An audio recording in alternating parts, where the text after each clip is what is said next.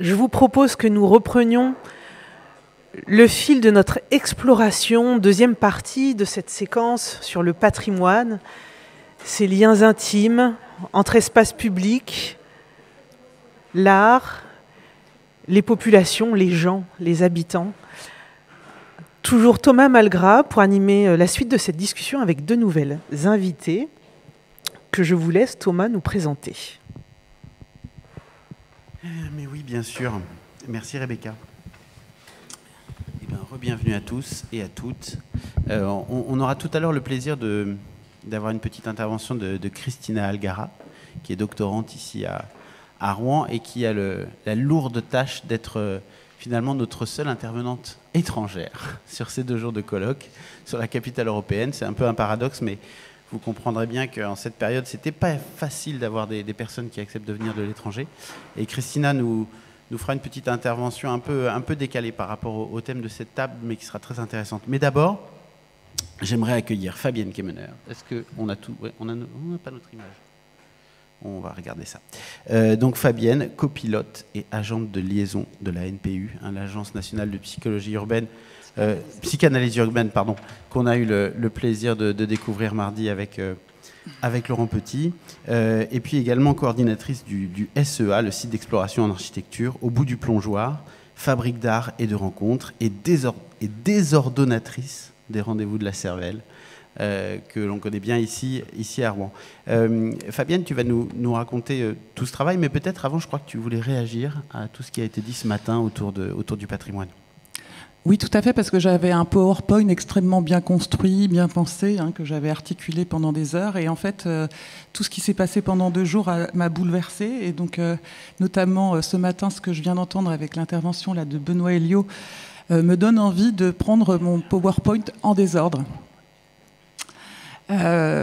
Pourquoi? Parce que je trouve que par rapport à, plutôt que de faire une présentation un peu classique de la NPU, je pense qu'il a posé un petit peu 2 grandes questions qui sont aussi pour nous 2 grands enjeux et qui, comment dire, vous verrez dans l'équipe et dans notre méthode et dans plein de choses, posent les questions de fond de notre relation au patrimoine. Puisque la NPU existe depuis 2008, nous avons, on va dire, couché une centaine de villes et de territoires sur le divan.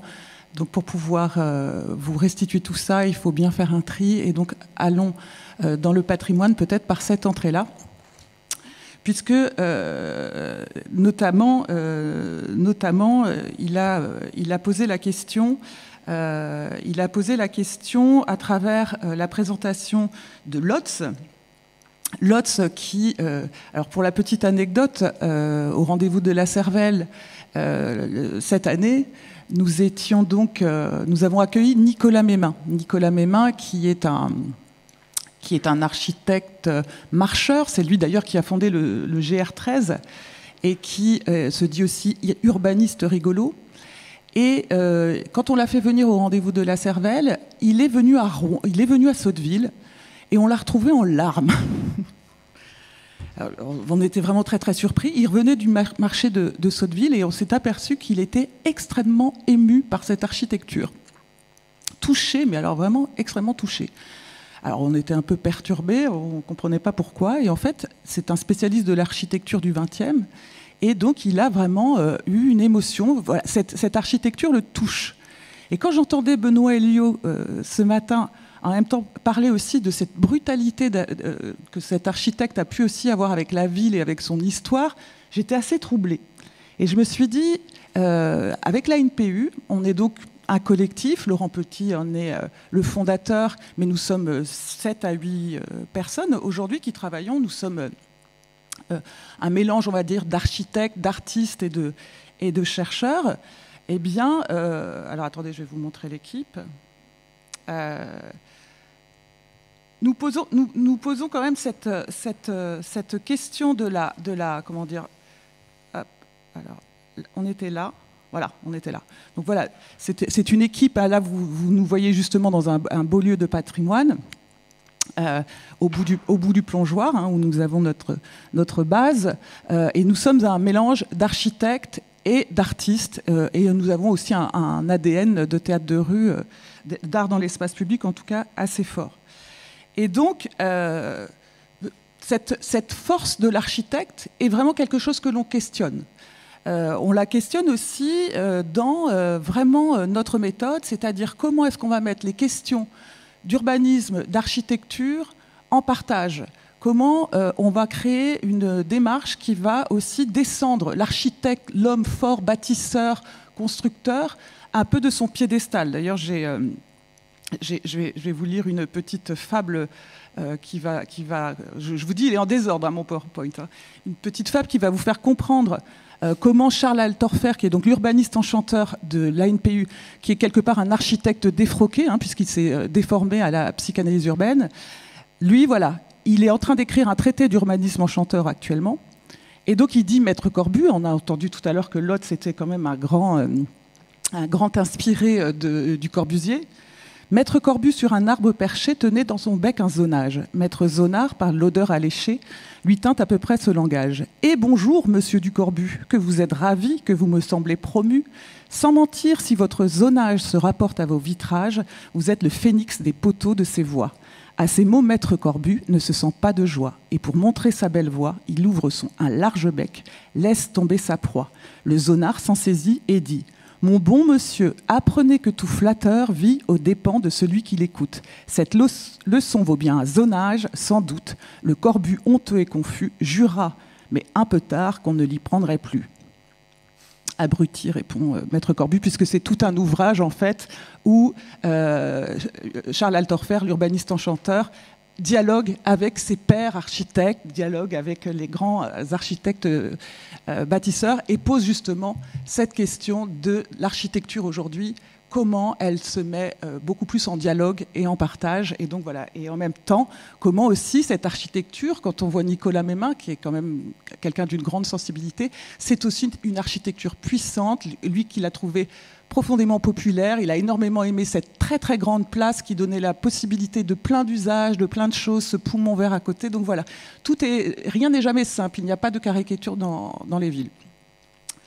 Donc et une autre réaction également que j'avais par rapport à Benoît Héliot, c'est Drancy, puisqu'il y a un lien que j'ai trouvé quand même très très intéressant. C'est Drancy, donc il nous a parlé de la cité qui a été montée par Lotz et qui s'appelle quand même la cité de la muette, ce qui en matière de signifiant dans une ville, c'est quand même quelque chose d'assez fort. Et quand à l'ANPU, moi je suis la personne qui reçoit les commandes, c'est-à-dire que c'est comme en psychanalyse humaine, on s'adresse à moi, on me dit, voilà, on a en général une problématique, on n'appelle pas l'ANPU si ça va bien. Et là, la question, c'était, pouvez-vous nous aider à réconcilier Drancy avec ses trains ? Donc vous voyez bien quand même l'histoire extrêmement chargée de Drancy. Et donc train, Lotz, il y a un truc avec les trains, Lotz, il va falloir étudier ça.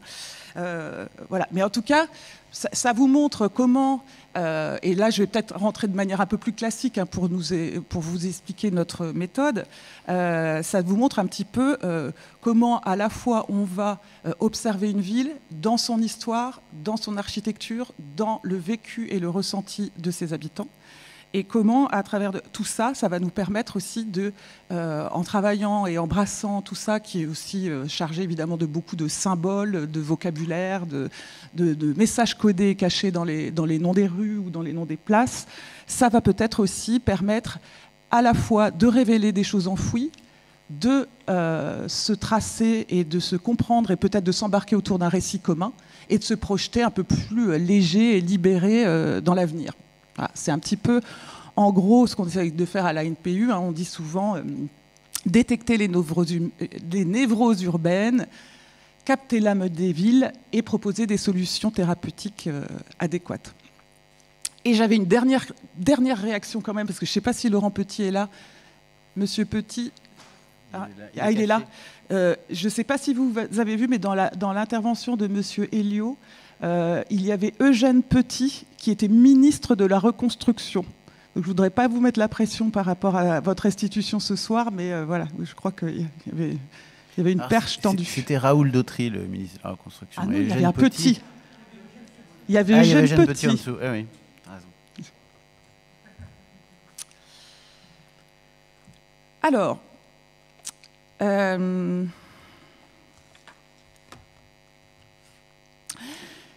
Donc je vous ai dit à peu près, donc on existe depuis 2008 et nous avons comme ça donc vraiment une démarche comme la psychanalyse humaine, mais on est bien urbaine, hein, c'est-à-dire que nous ne couchons pas les personnes ni les habitants sur le divan, mais bien leur ville et leur territoire. Donc on essaye de faire parler les villes et parler aussi son inconscient, son histoire. C'est pour ça que je vous ai mis cette photo tout à l'heure, voilà, qui me semblait assez emblématique pour vous parler de ça. C'est-à-dire que pour nous, il n'existe aucun non-lieu dans chaque endroit, dans chaque cité, dans chaque quartier, dans chaque ville où nous allons. Nous détectons toujours une histoire, des racines, un passé, un environnement, un endroit dans lequel on se trouve. Et alors, pour nous, on se dit de quoi est né ce territoire ? Quels sont ces éléments fondateurs? Alors souvent, on va chercher le féminin et le masculin dans ces fondations. Alors les territoires naissent parfois d'une rivière, d'un fleuve. Parfois, il y a un fleuve fondateur, un fleuve qui peut être parfois bienveillant, mais parfois les fleuves aussi à l'origine des villes, c'était les fleuves, ils changeaient de lit tout le temps, ils ramenaient des maladies, créaient énormément de pollution dans les villes. Donc c'est des fois des parents un peu problématiques dans l'inconscient d'un territoire. Parfois, une ville se construit d'une montagne, se construit... voilà, il peut y avoir des racines, on va dire, géologiques fortes.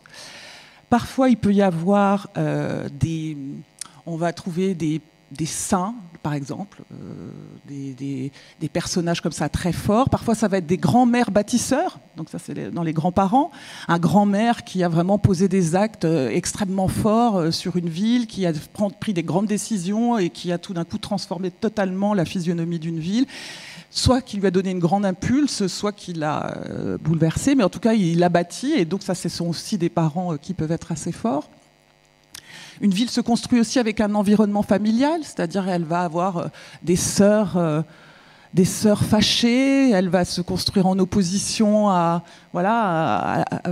son territoire d'à côté, ou alors en complicité. Elle va avoir, on va trouver comme ça tout un environnement familial à la ville, qui va nous permettre déjà de comprendre qu'est-ce qui peut faire que dans son image, dans son vécu, il y a quelque chose qui ne va pas et elle n'arrive pas à s'épanouir. Une ville souffre aussi parfois beaucoup de son image, c'est-à-dire qu'elle a une réputation, on s'imagine qu'il s'y passe plein de choses, et finalement, nous, on s'aperçoit à la NPU que quand on va dans les territoires et qu'on prend ce prisme-là des racines profondes et de l'histoire, c'est jamais aussi simple que ça, et souvent même, on découvre un vécu à l'intérieur. À Drancy, c'est extrêmement joyeux.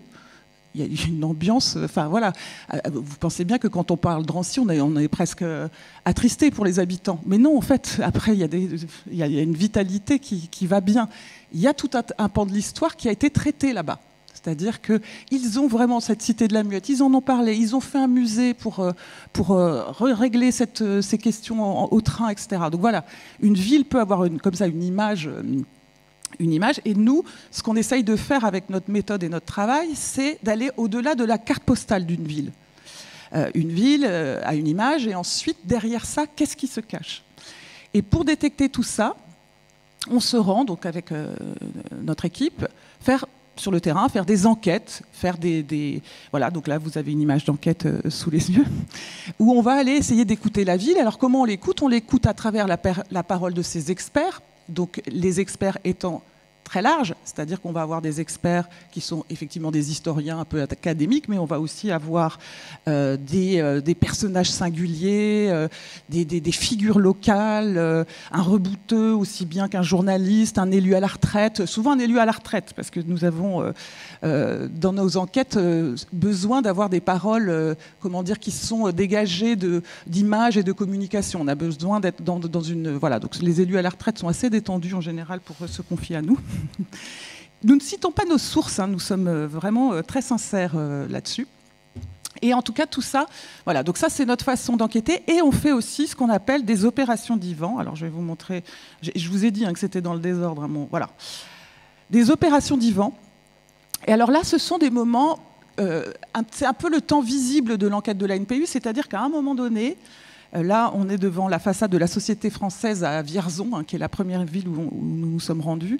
Vierzon, qui est d'ailleurs intéressante, parce que vous voyez la chanson de Jacques Brel. Tu as voulu voir Vierzon, on a vu Vierzon. À Vierzon, ils ont une très très mauvaise image de cette chanson, alors qu'à Vesoul, ils en ont fait un musée de la chanson.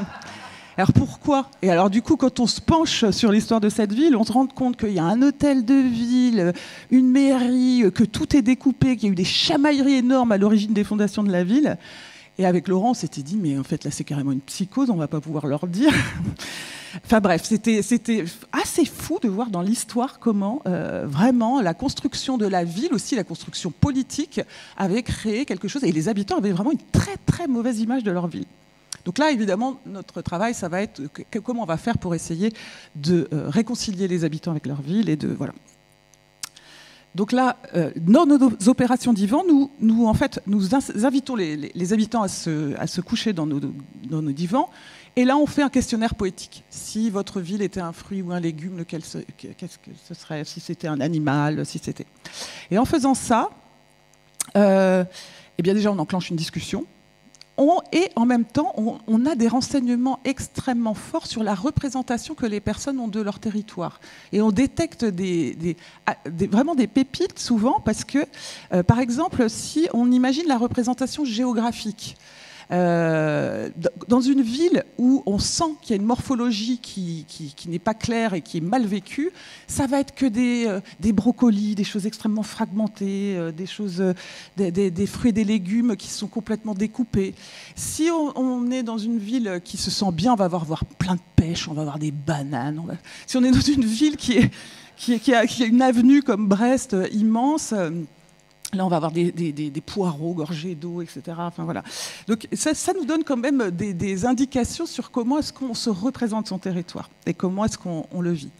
Et ensuite, on va aussi, on va demander les parents, etc. Et on va finir par demander aux habitants de dessiner. Et là, c'est pareil. On a extrêmement de choses très intéressantes qui sortent de là.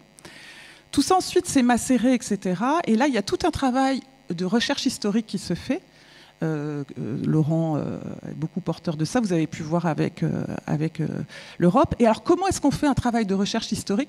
En général, on va essayer d'avoir une alliance au service des archives. Alors, on est un peu plus embêté en milieu rural où l'archive est plus orale. Donc là, il faut qu'on attrape l'histoire orale. Mais dans les villes, ce qui est génial, c'est que pour moi, des alliés de la psychanalyse urbaine, c'est les archivistes. C'est-à-dire que quand on va les voir et qu'on leur dit, voilà, nous on essaye de coucher la ville sur le territoire, on la prend comme une personne, on essaye de la comprendre, qui sont ses parents, etc. Et étonnamment, souvent, les archivistes, mais pas de problème, ils vont nous chercher dans les archives de l'histoire ce qu'on appelle, nous, des signifiants, des choses extrêmement fortes, et ce sont des choses qui viennent, et ils nous élaguent le travail comme ça. C'est-à-dire que déjà, ils nous fournissent plein d'éléments pour essayer de comprendre le territoire. Je vais vous en donner un exemple qui, pour moi, est un exemple marquant, qui va nous renvoyer à Pierre Sauvageau, Marseille, qui est quand même un cas extrêmement chargé sur lequel on a dû être 4 ans carrément, parce qu'il y avait vraiment beaucoup de boulot. C'est un gros patient, Marseille. Ouais, gros patient. Et Marseille, par exemple, au service des archives, Marseille a évidemment une relation avec Paris, même avec la France, enfin, très très compliquée. Et il y a eu un moment, c'est même là-bas à Marseille qu'on a eu le dernier Gaston Defferre qui s'était battu en duel quand même, ils sont allés jusque-là. Et à Marseille, il y a eu à un moment donné un rapport très conflictuel avec Paris et Marseille a été punie. On lui a enlevé son nom. La ville, pendant un temps, s'est retrouvée la ville sans nom. Elle n'avait plus de nom, ne l'appelait plus Marseille. Et cet archiviste nous retrouve en fait dans les archives le moment, la ville sans nom s'est barrée, il n'y a plus de nom. Voilà. Elle était carrément dépossédée de son patronyme. Un autre signifiant très très intéressant qu'on a trouvé à Marseille et qui va peut-être nous ramener un peu à nos questions aussi de patrimoine et de lien avec l'urbanisme, c'est qu'à Marseille, par exemple, il y a eu la peste de 1720. Et la peste de 1720 est arrivée à Marseille par les bateaux. Et à l'époque, le bourgmestre de l'époque a laissé rentrer la peste avec des pots de vin. Et donc ça a laissé dans l'histoire de Marseille mais une trace incroyable. C'est-à-dire qu'avec ça, la peste, la mort, mais vraiment de manière très très très violente, c'est réparti sur tout le territoire, donc sur Marseille et sur ses alentours. Et on retrouve toujours dans les traces même de l'urbanisme, des stigmates, des ruines qui sont des murs anti-marseillais. Donc, vous voyez ce que vous disait Pierre hier sur la relation à Marseille, qui est capitale culturelle, etc. Tout ça.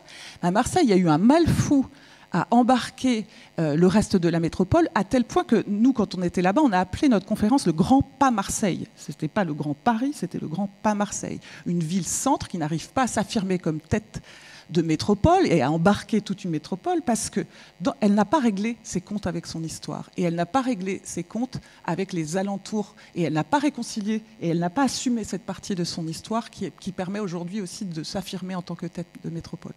Et elle est en plus très chahutée par sa sœur Aix, qui alors là est la ville universitaire, riche, bien sous tout rapport, etc. Et on a quand même la porte d'Aix à Marseille.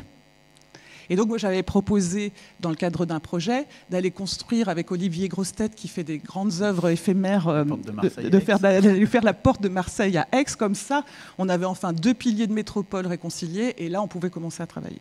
Mais on n'a pas été pris au concours. Donc, on traverse. Attendez, j'ai perdu mes notes et comme j'ai mis tout en désordre mon PowerPoint, je suis quand même un petit peu en désordre aussi dans ma tête. On traverse. J'ai aussi envie de vous parler de Brest hier. Oui. J'ai aussi envie de vous parler de Brest hier parce que vous vous souvenez que Caroline vous a montré cette image des Capucins. Malheureusement, je ne l'ai pas.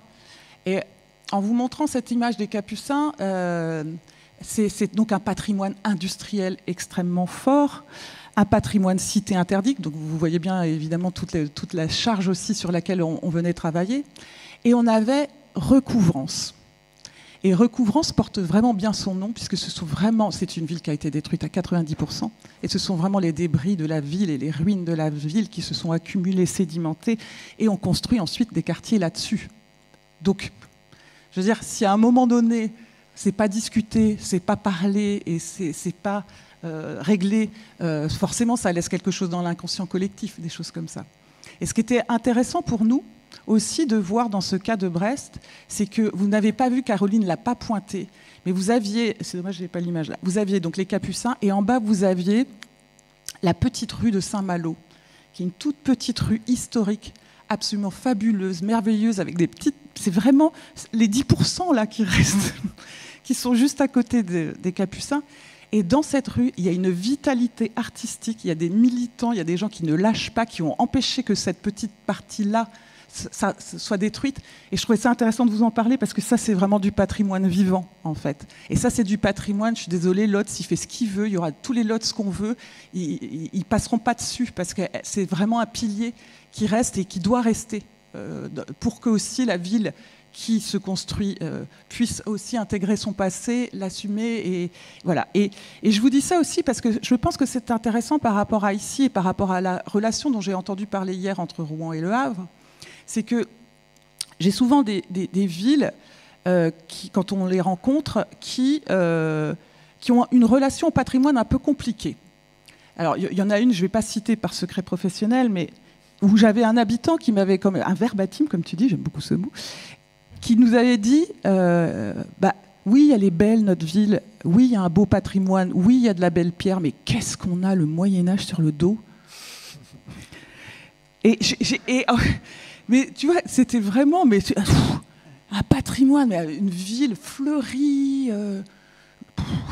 Et en fait, un sentiment qu'il avait, lui, qui ne pouvait plus rien faire dans sa ville, en fait, qui ne pouvait plus agir, qui ne pouvait plus être créateur de sa ville, qui n'avait pas la possibilité d'en être, d'écrire la suite, en fait. Et étonnamment, dans les villes sur lesquelles nous avons travaillé, qui vont être Saint-Nazaire, qui vont être Brest, pas Le Havre, mais j'imagine que c'est un petit peu la même chose, ce sont des villes qui ont été détruites, ce sont des villes qui ont un problème avec leur histoire et traumatique, donc effectivement ça c'est beaucoup de choses à parler, et en même temps, ce sont des villes où il y a une participation citoyenne extrêmement tonique, parce que justement on sent qu'on a une place pour écrire la suite. Et il ne t'aura pas échappé que ce sont des ports également. Et ce sont des ports, exactement. Et ce sont des ports. Et alors, il est super important de ne pas tourner le dos à son port. Et Rouen est un port aussi. Et Rouen est un port. Et Saint-Brieuc, par exemple, tourne le dos à son port et ça ne va pas. Donc il y a aussi une relation d'ouverture à son port qui est très très importante, parce que c'est un espace aussi de communication et d'irrigation. Voilà. Donc ça, je trouve ça intéressant de voir comment aussi cette relation au patrimoine, à la destruction, à la modernité, etc., crée aussi, après, une implication, on va dire, de ces acteurs et de ces habitants dans le fait d'écrire la suite ensemble, en fait. Comme si un peu, non, c'est très bien. Comme si un peu, justement, enfin, c'est le rapport à la pérennité dont on parlait aussi hier, c'est-à-dire comme si finalement le fait que le patrimoine disparaisse, les destructions, les reconstructions, la sédimentation dont tu parlais, les choses qui se construisent les unes par-dessus les autres, amenait aussi, et puis le progrès économique, on en a parlé tout à l'heure, Benoît en a parlé avec les ingénieurs anglais, en fait, créer une forme de marche en avant qui fait qu'on oublie aussi un petit peu tout ce qu'il y a pu y avoir auparavant, et donc voilà, sans doute un certain nombre de cicatrices non refermées dont tu parles très bien. Il y a plein de cicatrices qui parfois sont une autoroute A10 qui traverse Tours, qui sépare complètement un territoire en deux. Qu'est-ce que tu fais de ça? Et qu'est-ce qu'on fera quand en plus ce sera la fin de la civilisation automobile? Alors, on avait un projet qui s'appelait AAA, autoroute astucieusement aménagée en habitation, où justement on recréait la ville à la campagne sur les autoroutes. Enfin voilà, il y a les cicatrices comme ça, justement, avec l'approche qu'on a, qui est une approche justement de personnifier le territoire et de le regarder comme une personne, et de regarder aussi dans tout ce qu'il peut avoir d'organique, parce qu'on a beaucoup de mots d'ailleurs souvent par rapport à la ville, où on va parler de ses artères, on va parler de son poumon, là, le bois de Sotteville, on va parler du ventre de la ville, du cœur de ville. Donc on est beaucoup aussi, quand on regarde les choses comme ça sur ces symboliques-là, ça nous permet aussi de regarder des choses dans l'urbanisme qui sont mal vécues, et on n'arrive pas à comprendre pourquoi. Et là, on voit aussi la circulation, le feng shui, comment tout ça, voilà, ça ne circule pas bien, et il faut parfois déboucher les artères. Et donc une fois qu'on a regardé comment le territoire, déjà regardé son passé en face, regardé comment il a traversé les zones de l'histoire, regardé ses potentiels nœuds, névroses, etc., et parlé ça, on a un travail pour projeter le territoire dans l'avenir. Vers un futur qu'on espère enchanteur. Non, bah, écoutez, tant pis. Oui. Non, mais j'avais envie juste de vous montrer un cas que j'ai reçu ce matin, qui est donc un peu chaud brûlant. Vous en avez l'exclusivité, mais il me semble intéressant parce qu'en fait, ça montre aussi comment on peut travailler sur des zones du futur, parce que les axes, c'est typiquement des endroits qui sont des zones donc d'habitation concertée, non pas d'habitation, d'aménagement concerté, pardon, des zones d'aménagement concerté. Enfin, ce serait bien que ce soit d'ailleurs habitation plutôt qu'aménagement. Et que donc, en fait, je trouvais ça intéressant de vous montrer ça, parce que une fois qu'on a traversé tout ça, et donc comme je vous disais, pour nous, il n'y a pas de non-lieu. Même une ZAC qui va naître et qui est toute neuve, une ZAC, elle a déjà une histoire. Et une ZAC, elle a déjà, en général, un environnement familial aussi qui est très, très présent. Et donc, du coup, on va aller travailler sur ces zones-là. Donc évidemment, il y a concerté dedans. Donc comment est-ce qu'on va aussi vraiment voir tout le déjà là, et qu'est-ce qui existe, qui sont les acteurs qui ont déjà travaillé. Vous pensez bien que nous, on n'arrive pas dans un endroit où il y a des gens qui travaillent depuis 20 ans sur ce territoire et qui s'acharnent, et nous, on arrive, c'est bon, on a toutes les solutions pour vous, etc.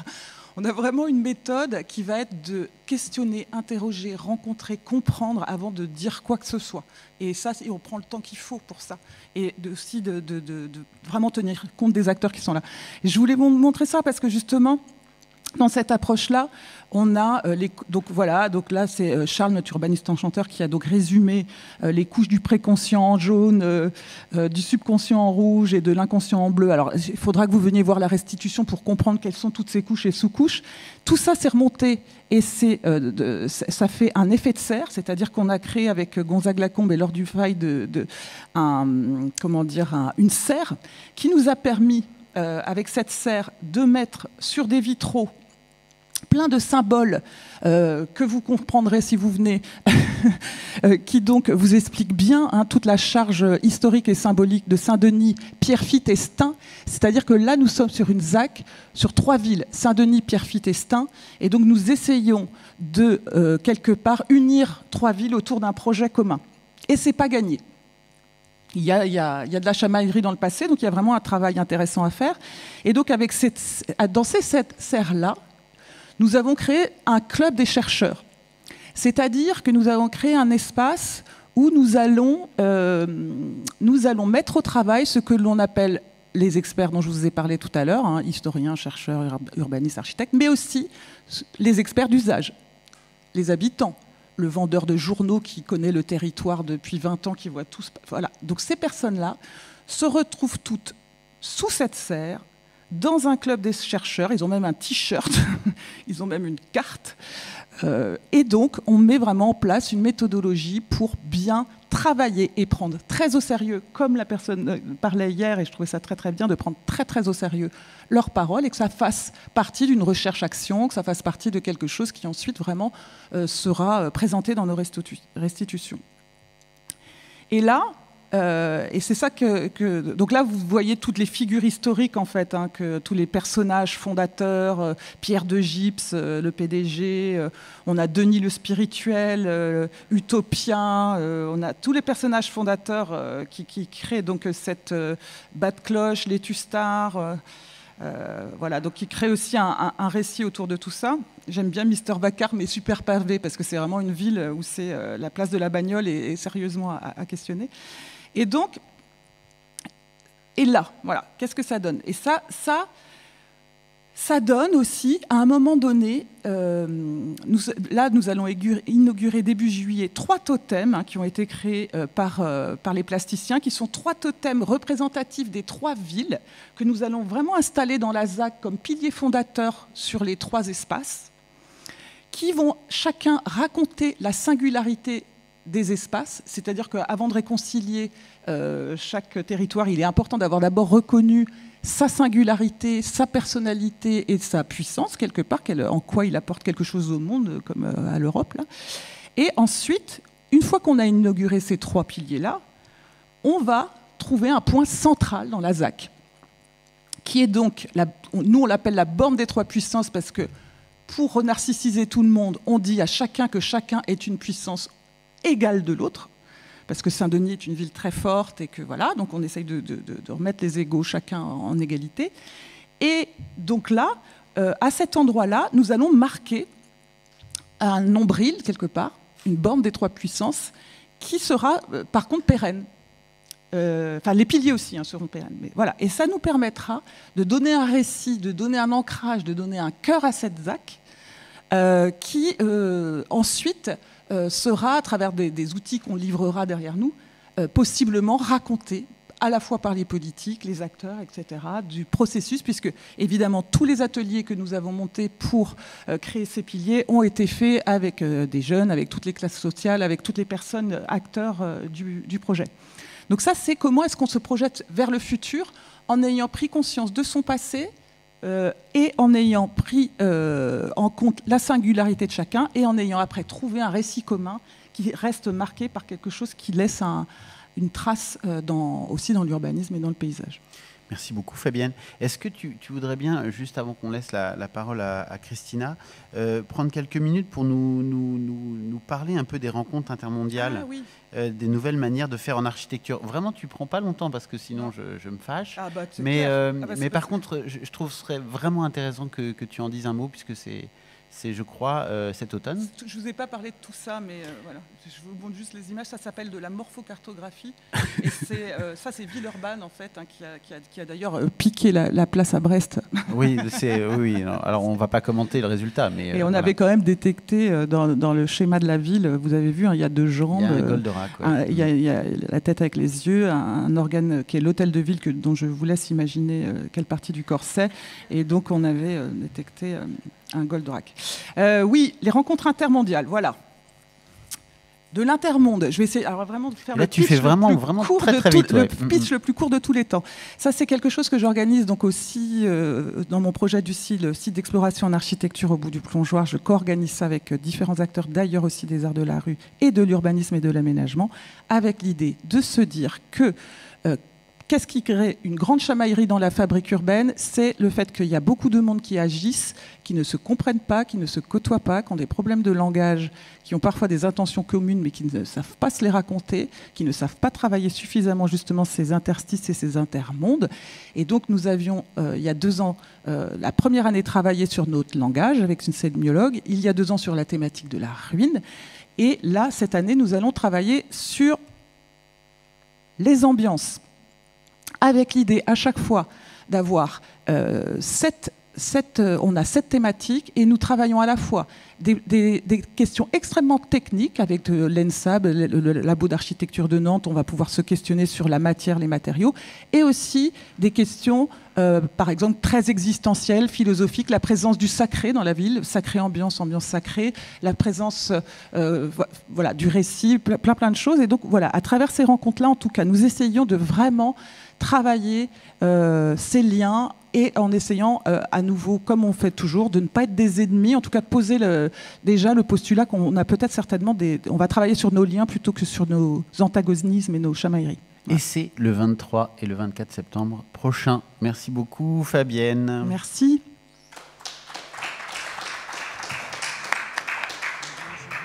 Oui, bien sûr. Non, ça je laisse.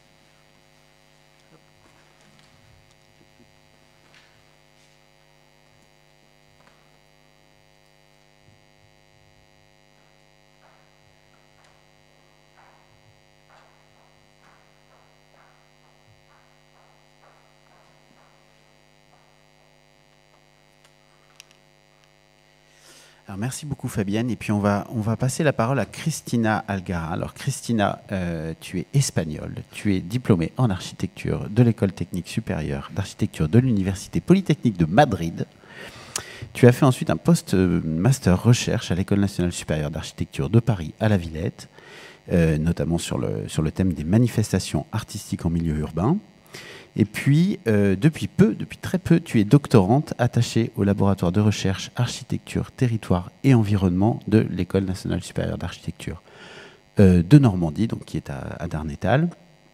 Et ton sujet de thèse nous intéresse particulièrement puisque tu vas travailler sur l'événementiel culturel artistique dans l'espace public, on est au cœur de notre sujet, une manière de contribuer à la fabrication de la ville à partir de la culture.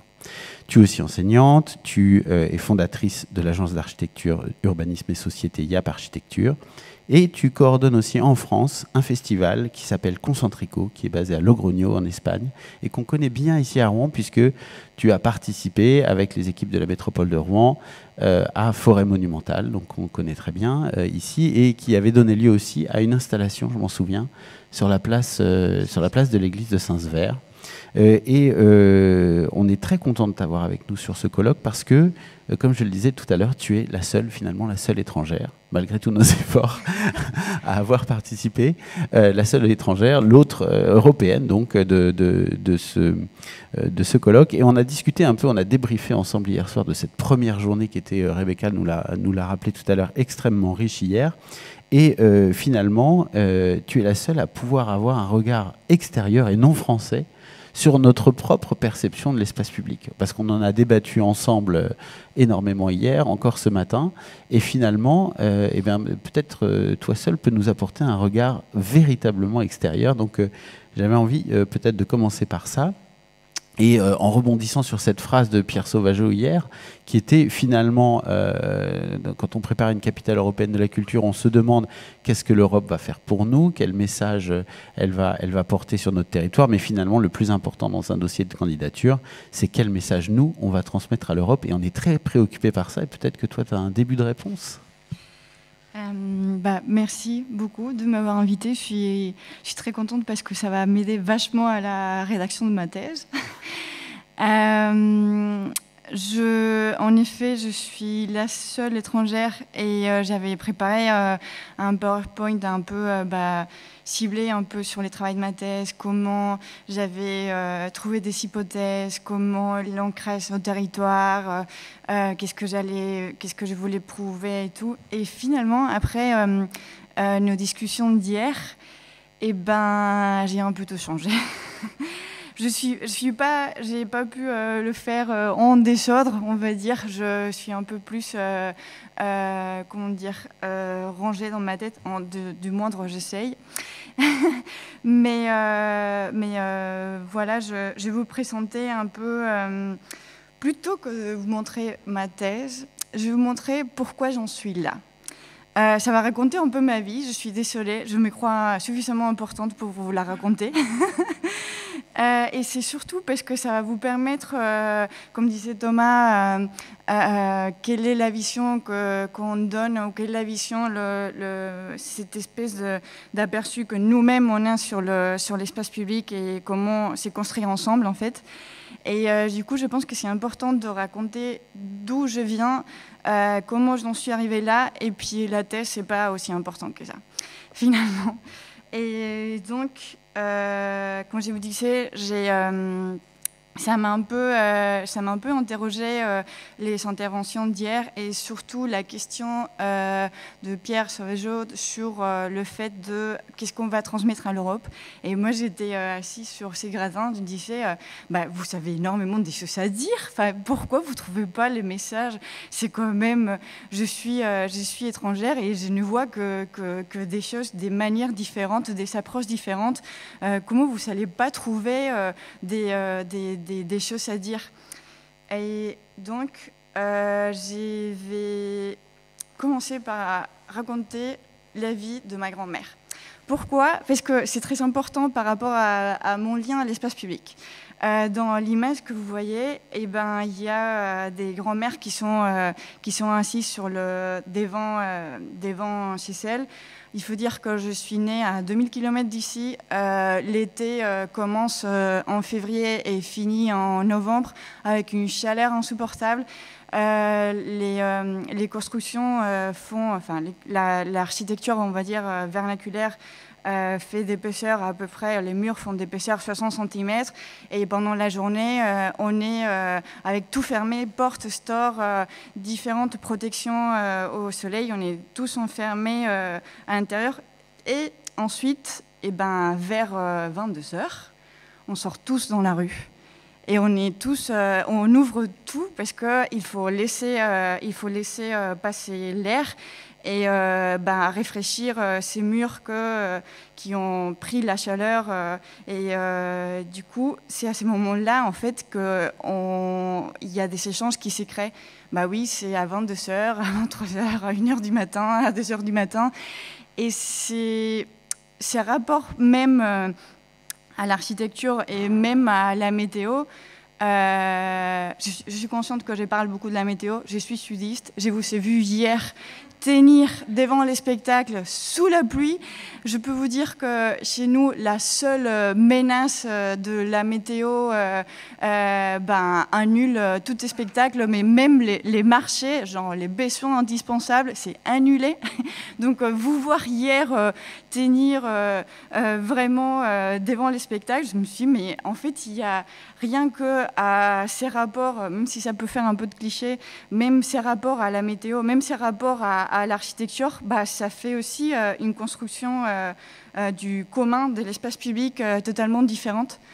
Et du coup, je laisse ici ma grand-mère avec ses copines et je vais vous montrer un peu un premier projet sur lequel je travaille en Espagne. C'est Thomas qui l'a présenté un peu. C'est le festival Concentrico qui a lieu à Le Grognon. Vous ne le connaissez peut-être pas, mais c'est une ville dans la région de La Rioja. C'est juste en dessous du Pays Basque.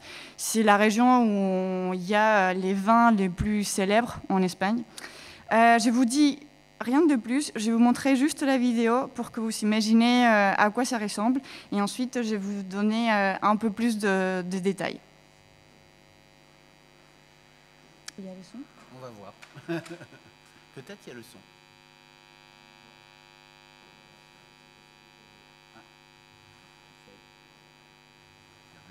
Oui, oui. Ah, c'est juste l'ordi? Oui. Normalement, ça doit marcher. D'accord. Oui. Pardon. Merci beaucoup. Ça marche.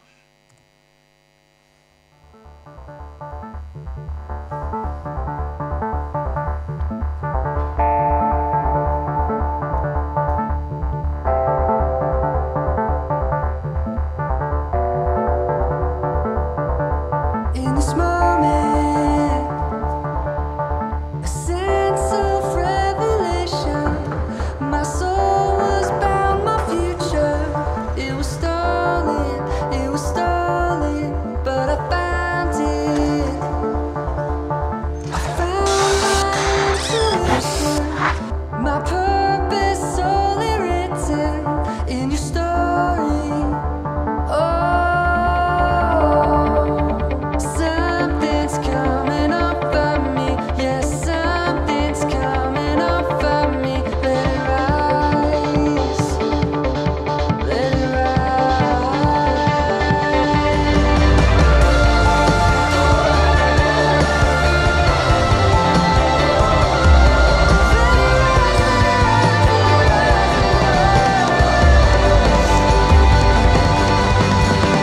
pieces of my soul withdrew, colored in a state brand new. Now that I know the truth, my heart is alive in you. Pieces of my soul withdrew, colored in a state brand new. Now that I know the truth, my heart is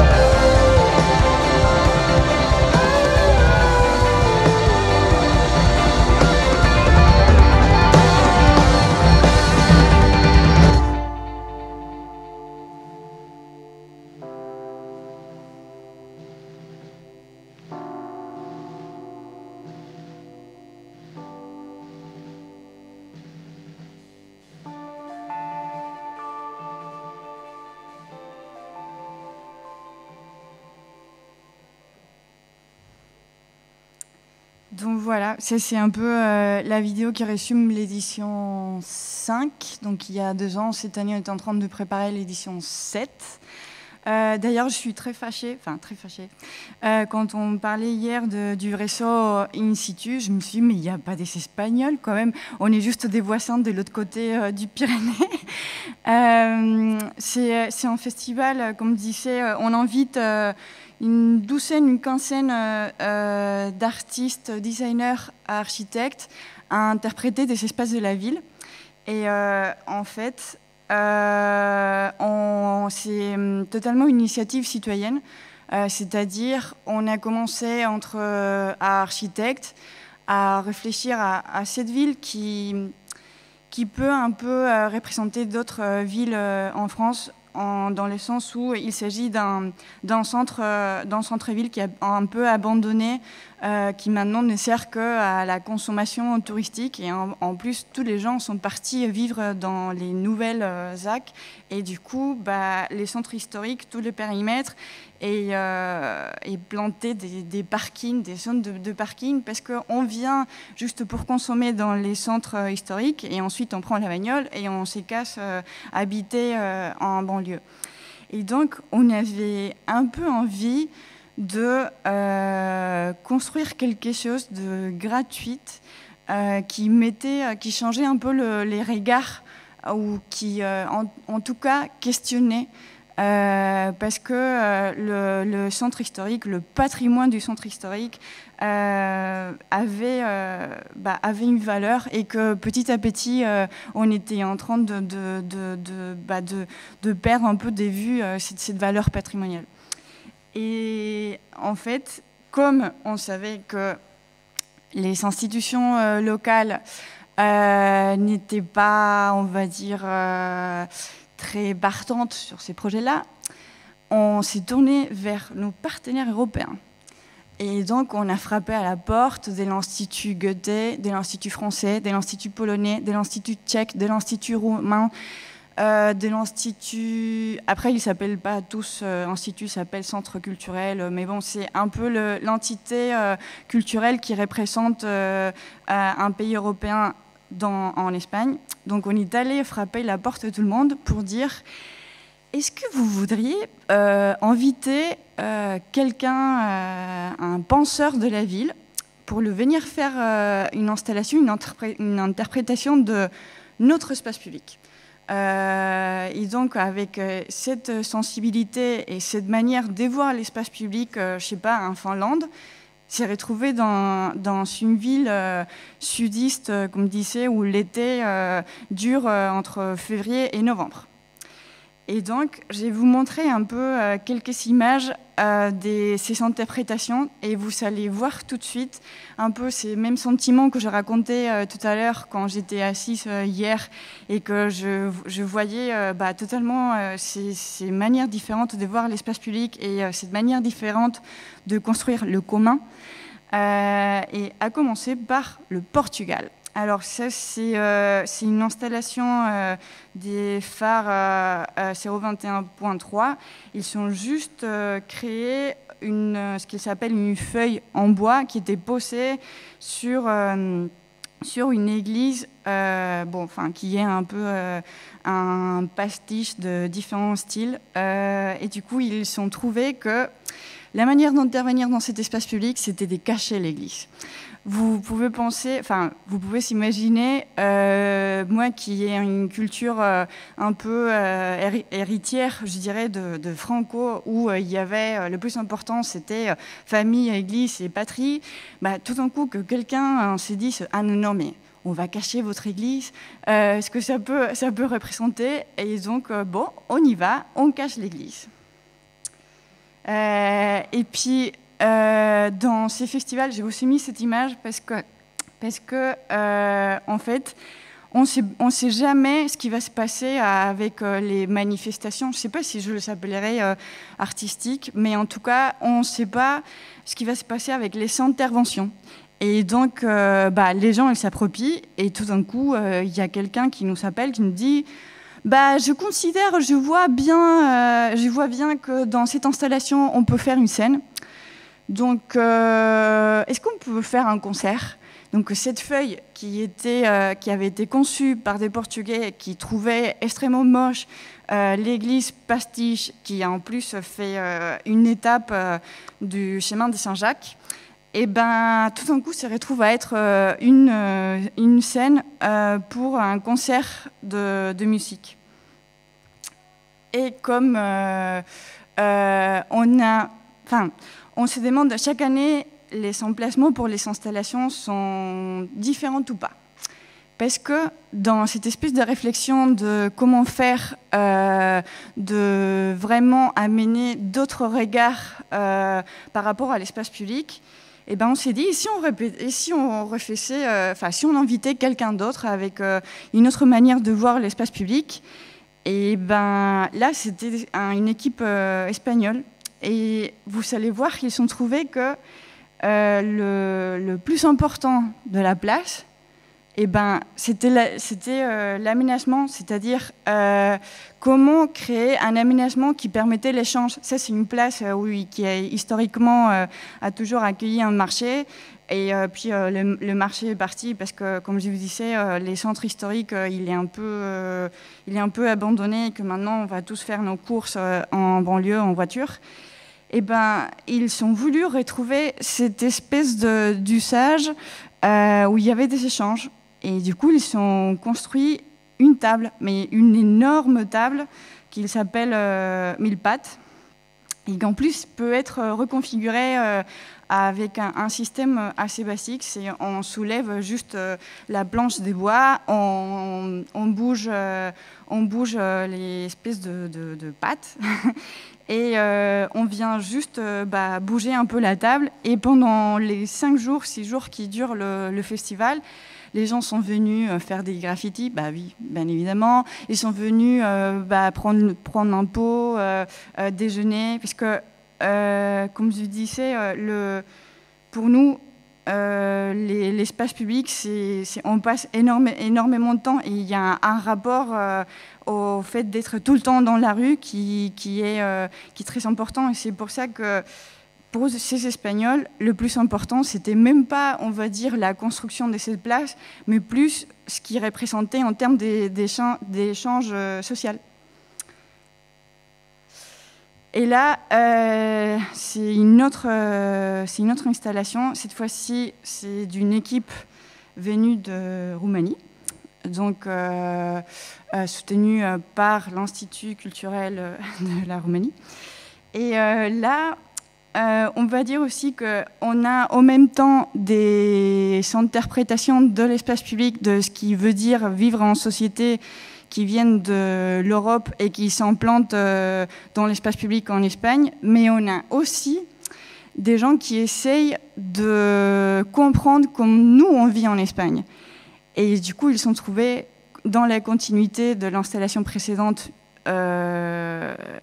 qu'une table était aménager l'espace public avec une énorme table plutôt que de concevoir des bancs qui sont tous à 200 mètres où on se met juste à une personne, 2 personnes et qu'en plus c'est impossible de se parler parce qu'on est tous comme si on était au cinéma. Et ben, ils ont trouvé que les Espagnols, on avait besoin dans cet espace public d'une table pour pouvoir échanger. Ils n'ont pas eu tort, parce que cette table a été le support pour le dîner, pour les repas. Ça, c'était l'année dernière, parce qu'on a pu faire le festival même malgré la pandémie. C'était une chance, parce que j'ai jamais vu autant d'enthousiasme des citoyens de vouloir sortir dans l'espace public. C'est en fait comme si, paradoxalement, le fait d'avoir arrêté les manifestations dans l'espace public les avait mises en lumière, en fait.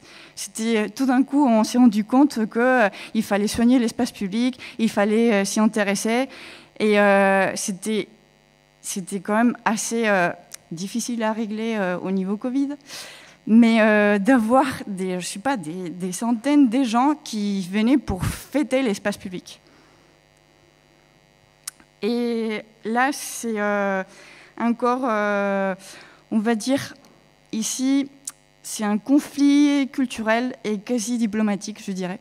Parce que, comme disait Thomas, je m'occupe dans les festivals d'aller, comme j'habite en France, je profite de ma position géographique pour aller choper des artistes, des architectes, des institutions françaises qui souhaitent participer. Et en plus de ça, je participe aussi à la production, parce que vous imaginez, il y a 15 personnes qui décident d'intervenir d'une quelconque manière, et ensuite il faut le fabriquer, il faut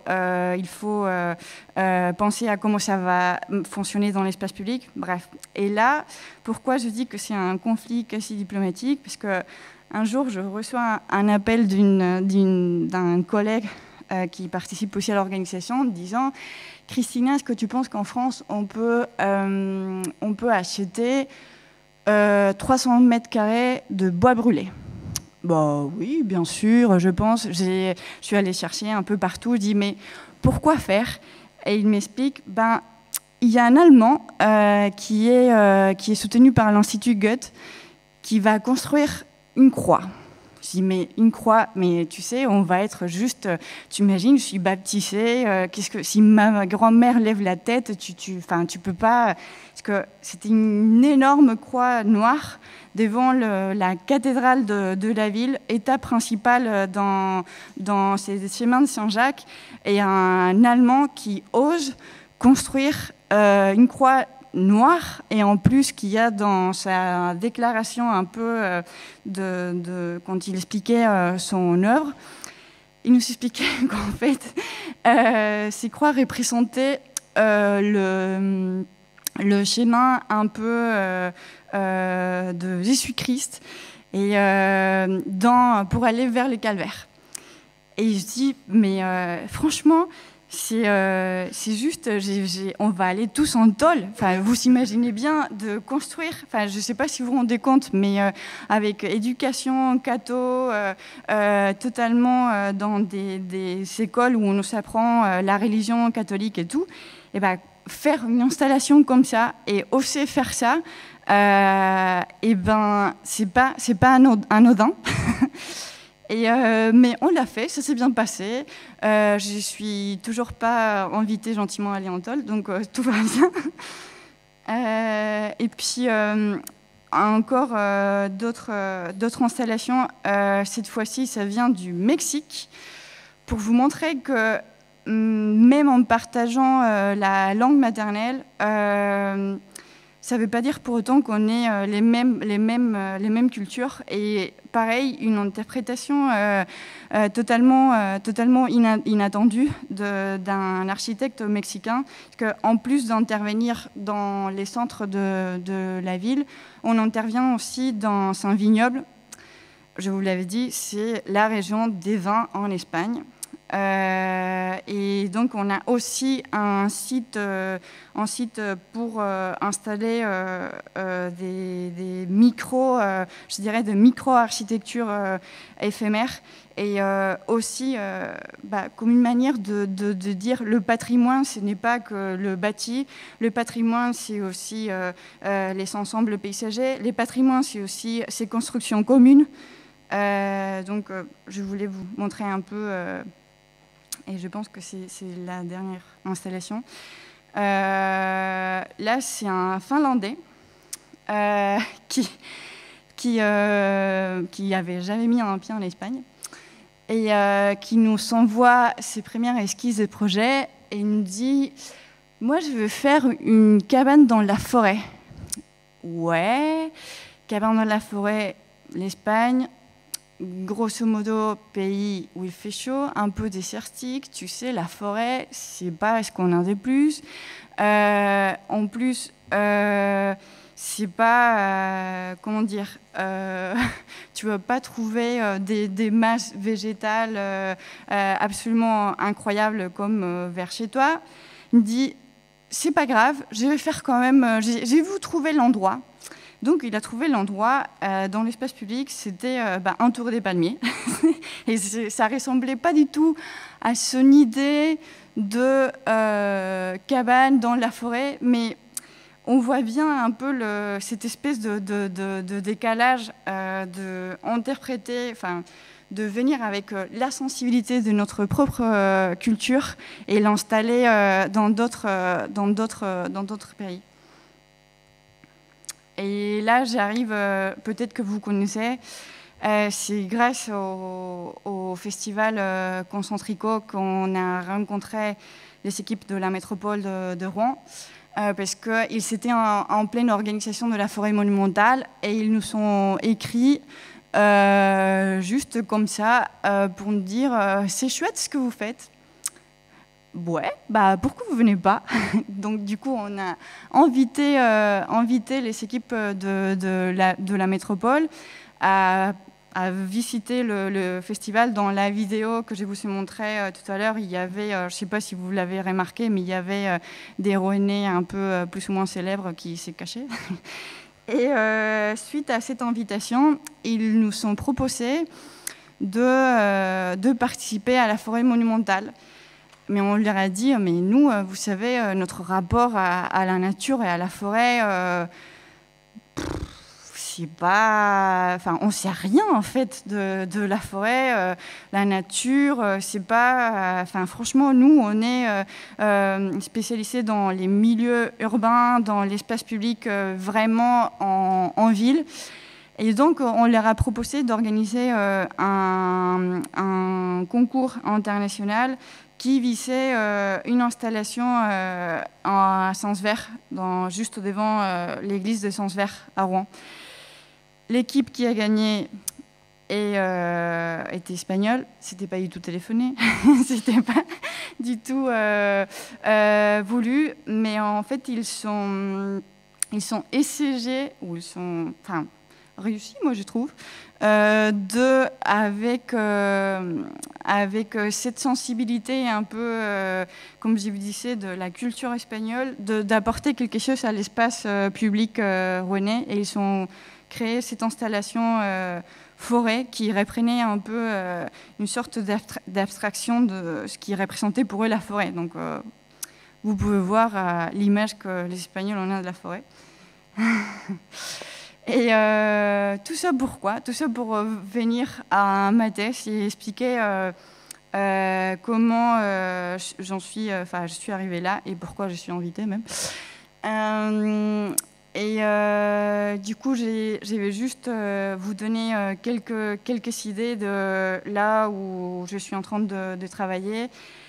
Elle a toujours le titre de l'événementiel culturel artistique dans l'espace public, une manière de contribuer à la fabrication de la ville à partir de la culture.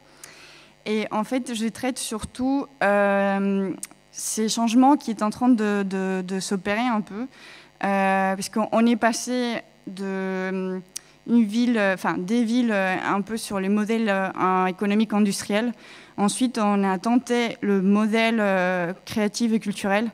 Et maintenant, disons que la culture, elle est un peu prise comme outil pour confronter d'autres enjeux sociaux qui ne sont pas que économiques.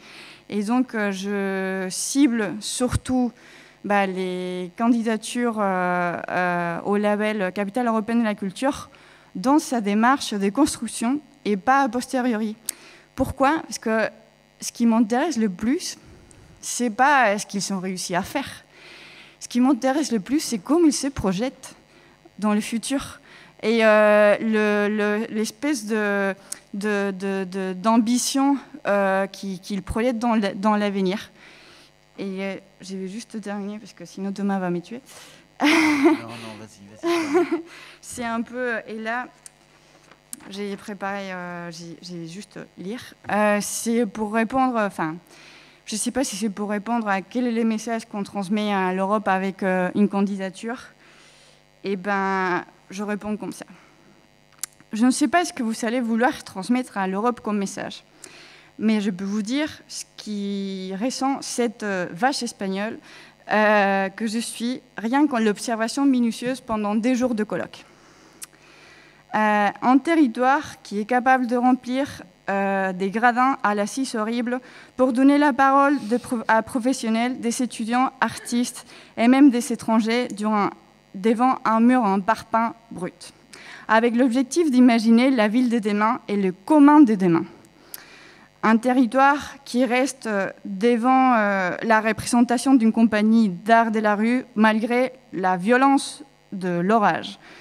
Un territoire qui se pose la question de comment les événements culturels peuvent ou doivent confronter les enjeux environnementaux et qui ne cache pas la difficulté à pouvoir y répondre.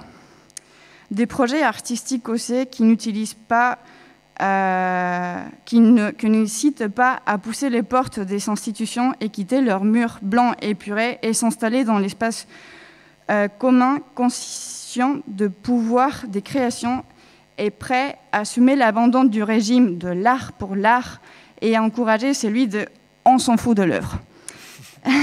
Parce que ce qui est important est la démarche et la manière particulière de construire ces patrimoines communs. Une candidature qui profite de cette opportunité pour se remettre en question et réfléchir à l'avenir et qui répond à la question de comment vivrons-nous avec une autre question, comment vivrons-nous ensemble. Voilà. Merci beaucoup, Christina. Je crois qu'on peut t'applaudir. C'est bien, tu as en 1 minute, tu as tenu toutes les promesses de ton intervention, donc c'est parfait. Non, merci infiniment. Peut-être on peut vous donner la parole. Quelques questions avant de se quitter pour la pause déjeuner et se retrouver cet après-midi avec la dernière table. Disposition, n'hésitez pas. Et peut-être vos derniers mots, Christina, je fais une première intervention pour lancer les choses.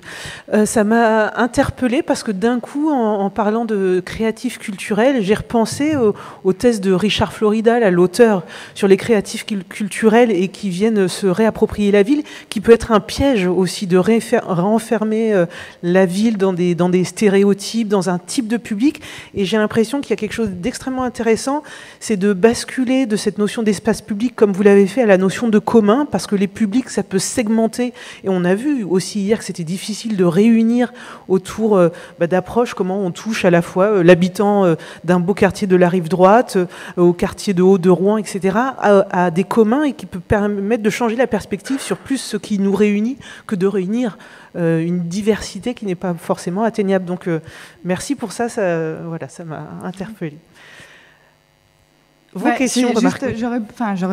Je rebondis à ça. C'est vrai que dans les différentes thèses ou opinions sur la ville créative, il y a souvent 2 positions très différenciées. C'est ceux qui soutiennent un peu les thèses de Florida en disant avec la ville créative, on va pouvoir développer tout un modèle économique, et ceux qui identifient un peu ces rapports ambigus ou qui peut être ambigu entre l'art, la créativité, l'instrumentation politique. Mais j'ai une claire position par rapport à ça. J'ai envie de dire, la politique a toujours instrumentalisé l'art. Enfin, c'est pas de maintenant, ça a été toujours comme ça. Et puis j'ai envie de dire, et alors ? Si on abandonne vraiment, si on assume cet abandon de l'art pour l'art, et on abandonne ces murs des institutions, comme disait, totalement épurés, blancs et prêts pour qu'on vienne juste dire si c'est beau, si c'est pas beau, ou notre perception un peu plus esthétique et plastique sur l'œuvre, bien évidemment, quand on les sort de là et qu'on les met dans le contexte, il va clairement avoir un usage. Est-ce que c'est vraiment, quand j'ai posé hier la question à, je ne me rappelle plus de son nom. Caroline Raffin. Voilà. Comment tu savais que j'allais dire ça? Parce que c'est moi qui ai tendu le micro, donc je me souviens de ce qui s'est passé. Du coup, j'ai posé la question parce que c'est souvent, j'essaye d'être le plus, dans la mesure du possible, intègre dans ce que j'ai fait professionnellement. Mais c'est pas toujours facile parce qu'un architecte répond à des commandes privées, à des commandes publiques, et forcément faire avec sans se positionner politiquement, c'est un peu compliqué. Mais je me suis dit, j'ai posé la question, voir ce qu'elle pouvait m'apporter, mais personnellement vraiment. Et après tout, je me suis dit, mais et pourquoi pas, s'il y a un vide dans cette ville par X ou Y raison, et qu'il faut trouver tout de suite une programmation, inventer tout de suite un récit pour cet espace, parce que sinon on va être confronté à des problèmes urbains qu'on ne saura pas résoudre. Et alors, c'est quoi le problème? Est-ce que c'est moins légitime que ce qui se passe dans la ville, consolider ces programmes qui se créent petit à petit? Je crois pas. Qu'est-ce que vous en pensez? Fabienne. Il me semble que ce qu'on a dégagé dans les 2 jours là, c'est que c'était peut-être plutôt le contrôle sur moi, parfois étouffant, qui pouvait poser question. Plus que l'instrumentalisation. L'instrumentalisation est une vraie question qui pourrait faire un colloque entier, mais qui comment dire, effectivement, on peut être parfois des merveilleux outils, c'est juste qu'il faut être conscient et voir jusqu'où ça va. Et là où en général ça coince, c'est quand justement il y a une liberté de ton, de parole, de décadrage et qui est interdite en fait. Par contre, qu'on devienne aussi des acteurs politiques de vision et d'engagement dans la cité, et ça c'est le côté beau de la politique. Ce qu'on a vu d'un peu moins beau là pendant les 2 jours, c'est peut-être plutôt la politique communicante, la politique... voilà, donc effectivement, mais c'est une question intéressante.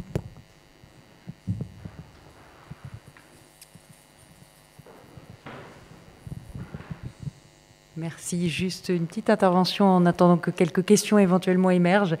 Alors pas du tout en lien avec ce qui vient de se dire, même si c'est super intéressant, mais on n'aura plus le temps de développer. Non, juste parce que quand même c'est enregistré en live stream et ça sera en replay, donc je veux remettre la vérité sur le réseau in situ. Non, dire que évidemment l'Espagne est présente dans ce réseau. Elle était d'ailleurs à travers le festival de Valladolid, un des premiers partenaires au tout début du réseau en 2003.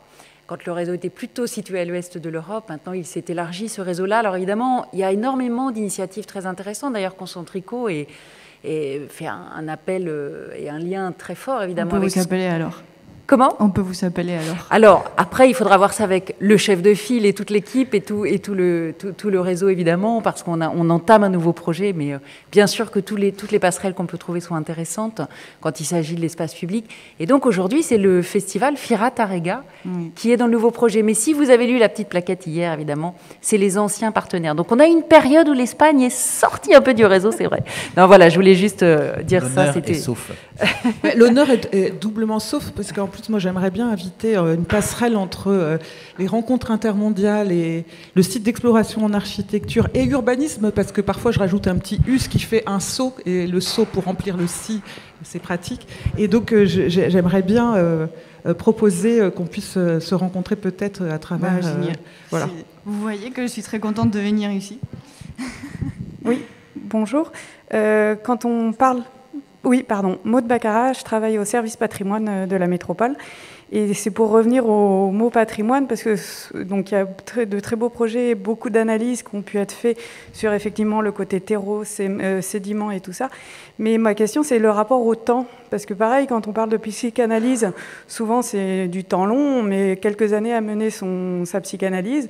Est-ce que sur la ville et le rapport au patrimoine, on parle souvent des temps anciens, et du coup, comment vous intégrez cette notion de temps dans le rapport entre l'œuvre, la ville, l'espace public, la psychanalyse et tout ça?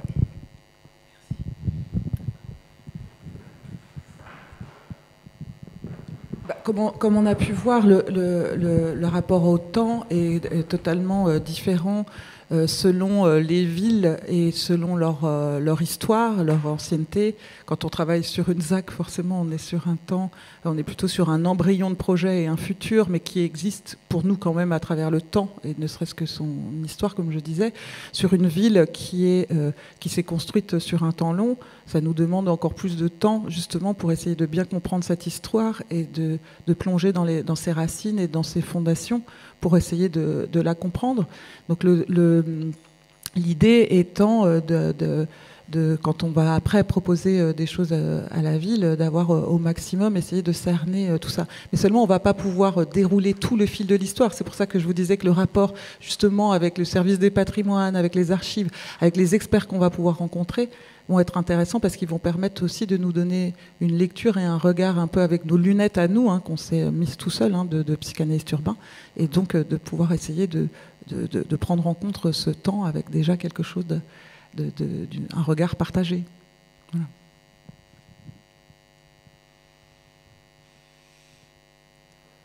Eh bien, si. Ah.